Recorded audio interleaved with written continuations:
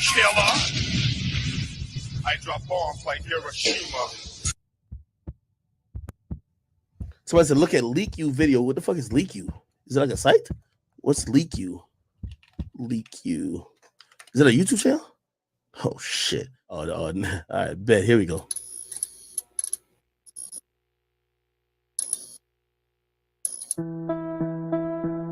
Please hit the like.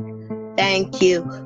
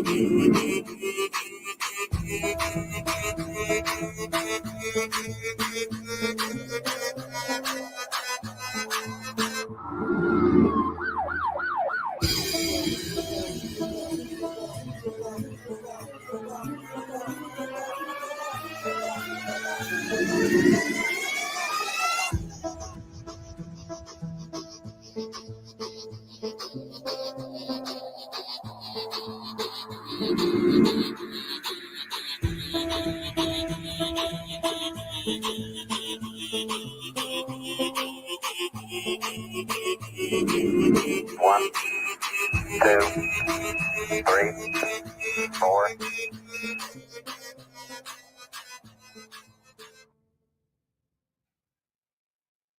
Man, good morning, good afternoon, good evening, everyone. Happy Friday. I hope you guys are having a good evening. I figured tonight would be a really good night.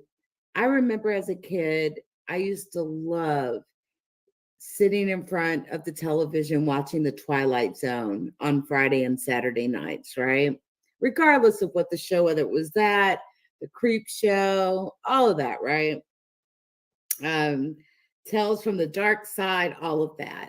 And although the story that you're about to witness is true, I feel like it's a great end to a Friday night. Prepared to be absolutely amazed, prepared to be absolutely wowed. The story you are about to hear is of Charles James Hall. Charles Hall worked at Nellis Air Force Base, and his job was to help the tall whites, which is another species of alien, for a variety of different things. He was a meteorologist, a weather reporter, and he, was stationed there for several years. He has an incredible story, including how these beings looked. And I'm going to go ahead and get this started. So let's go, guys. Guys, what's up? What's up? How are you? I hope you're doing well. I hope you guys are doing well. Was not human. The way he describes these beings, they grow 8-9 feet tall. They actually continue growing through their lifetime, and it actually will kill them eventually. To the transparent hair. The hair is so white, it's transparent, that they have family units. In other words, mothers, fathers, children, okay? Charles Hall, I don't know what, he's been around here many years. You don't really typically see him, though, doing the whole UFO circuit thing. But you guys, check this out and just, sit back, let your mind wander here. It's okay to do that from time to time. They got too close so that I felt uncomfortable, as in the case of the tall white lady at the theodolite stand. I would back away and they would stay where they were until I had backed away to where I felt comfortable. So that before we began talking, we would first come to a distance where we both felt comfortable, you see. I've always felt that was, and then if I got too uncomfortable, if I felt like going away, they wouldn't pursue. And I felt that was very important in being able to deal with the tall whites, because it allowed both me and the tall white individual, whichever one I was dealing with, to come to a common distance where we were willing to talk to each other. For some, like the teacher or Range 4 Harry, that might be as little as 10 feet. For others, like that tall white general, well, I didn't want him closer than a quarter mile, you know? Yeah. My bad. I didn't even acknowledge the chat. My bad, y'all. What's up, everybody? Talk to me with Brian. What's up with it, baby? Texas Trill all day. Hey, Third Eye. Yes, I did. Gloria, hello. Heaven Sent, hello. Hey, Levine. Scoutcraft using material. Their scoutcraft and their deep spacecraft had a double hull construction. And for example, in the case of the scoutcraft, in between those two hulls, they had what appeared to be 1,000 miles of fiber optic windings. They built the scoutcraft using materials supplied them by the U.S. Air Force.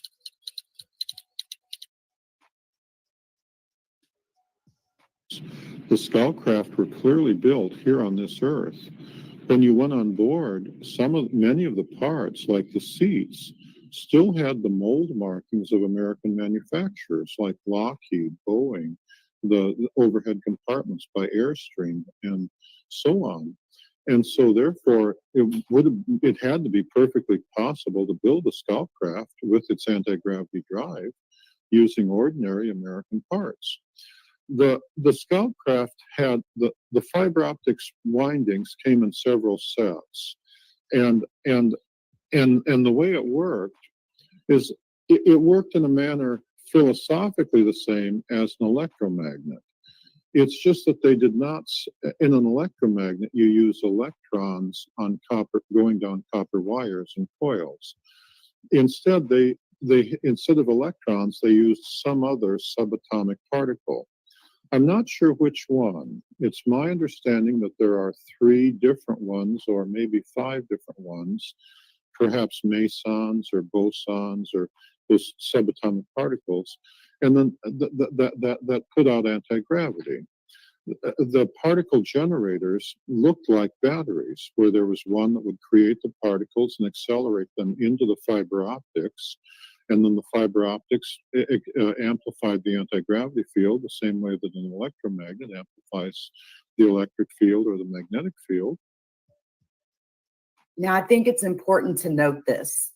Fiber optic cabling, okay, is a really big, huge step up from Cat5 cabling, which is what you may typically be used to for your cable, modem, internet connections, even your DSL connections. But fiber optic cable, the thing about it, inside of it, I don't know if any of you have ever put together like a Cat5 cable before. There's a color scheme that you have to get just right for those data bits to be able to run through the wiring, okay? But fiber optics cable is made of glass on the inside.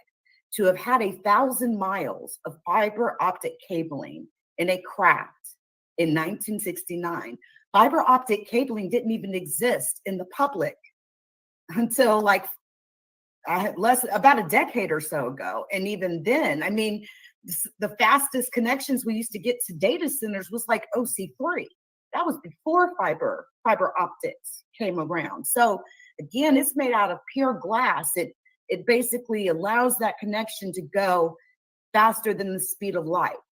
So so what he's basically saying is they're running an atomic particle through this fiber optic cabling, not data bits that you would use to process a computer, but actual atomic particles which decay. Once they decay, they become radioactive. And that appears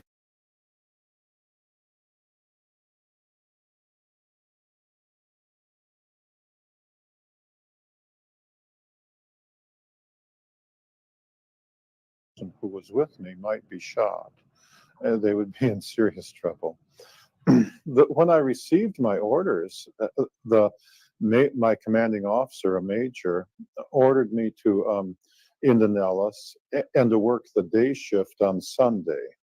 On Sunday, the Nellis weather station is otherwise deserted, and the base operations part of the building is also deserted. And then he came in at noon to the Nellis Base Commander's office, where the Nellis Base Commander and the number 2 man had also come in to deliver the orders, which they had received from the Pentagon. And then the MPs escorted the major with my orders in hand over to the weather station.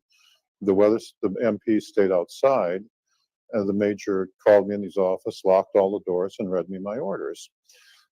The orders began by saying nothing I did would ever be classified, that I could tell anyone I wanted or not tell anyone if I didn't want.